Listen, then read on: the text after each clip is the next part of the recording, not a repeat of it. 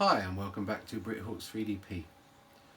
This video is a update to my review on the artillery sidewinder that I purchased about 2 months ago. When I received it, I did a couple of prints, only I think 2 or 3, and generally my first impressions were that it wasn't perfect, but I should be able to fix it quite easily. Unfortunately, as I continued to do prints and test prints, I was getting a continuous problem of Z-banding. Now, after 2 months of trying to fix this, I'm finding more and more people complaining about the same issues on Facebook, and as much as I have resolved some of the problems, I'm still getting issues.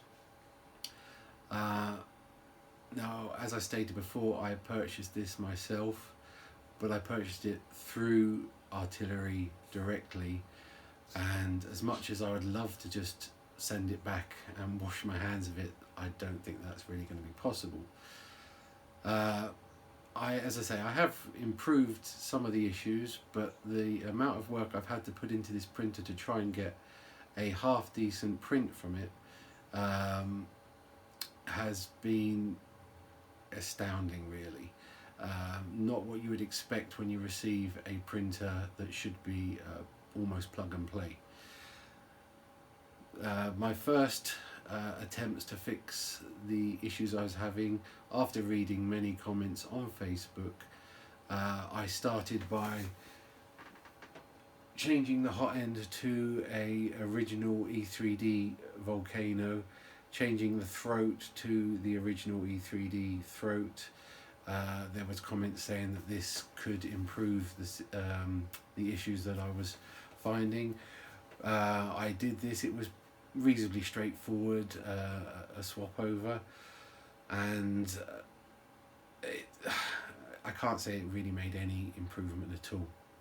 Obviously, I'd already tweaked the bed, tweaked the arms to try, and when I first set it up to get it to print as best as possible, my next port of call was to completely remove the bed, completely remove the gantry arm, and readjust the wheels, change some of the wheels to try. I was getting a bit of a judder on here and on here.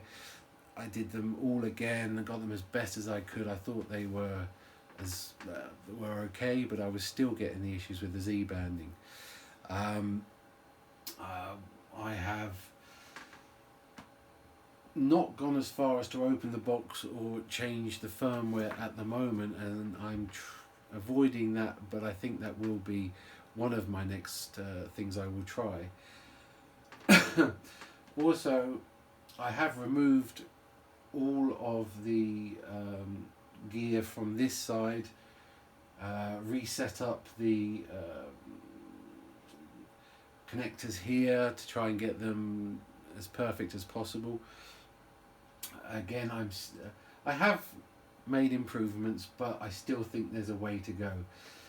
So this video is to say, when I first set this printer up, I thought it was going to be great as a first printer for somebody, and now I'm going to have to take that back. I think that this could be a great printer. It has all the things that should make it a great printer. It looks really good, but after this last 2 months of trying to get a good print, I mean, it's not terrible, it's just not perfect where I want it to be.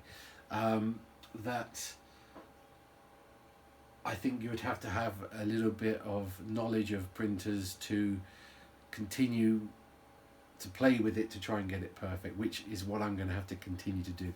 I've still got work to do on it. I will get it where I want it to be, and it is getting closer. I think the next step is going to try and sort out this system they've got here, which I think is maybe causing the issue where you've actually got a little bit of play and wobble in there, and I think that might be the next thing I need to try and look at to fix the issues. So again, I'm not going to completely write it off. I'm sure I can get it to work. I'm probably going to change this glass bed because as much as it does stick, I'm sure a magnetic removable bed would be better. I mean, I've literally just done another test now and I'm still waiting. It's just cooled down enough that I can take it off, and it's not too bad. Literally before I started this video, I have removed 2 of the wheels from this bed underneath, so there was 6, now I've only got 4, and it's actually a lot freer and smoother running, and that has actually improved the print. I can still see a little bit of Z wobble or artifacts, but it is better.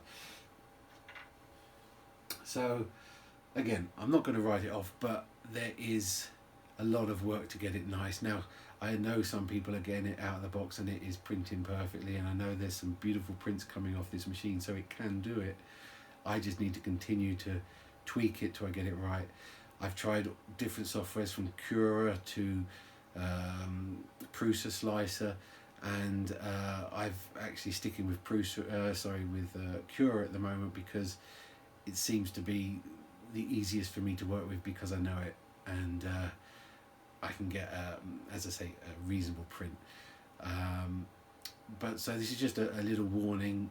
I'm not going to say don't buy it, but be prepared that you will need to put some work into it. And even I'm still, you know, I'm no expert, but I'm still having to tweak and play with it to get a decent print. Anyway, I hope this is a little bit more helpful. If you've got any questions, please message me. If you haven't already, please subscribe, like if you like, dislike if you don't, and obviously if you don't like, please leave a message so I know what to do to improve my videos or information I'm trying to get through. Anyway, thank you very much for watching, and as always, happy printing.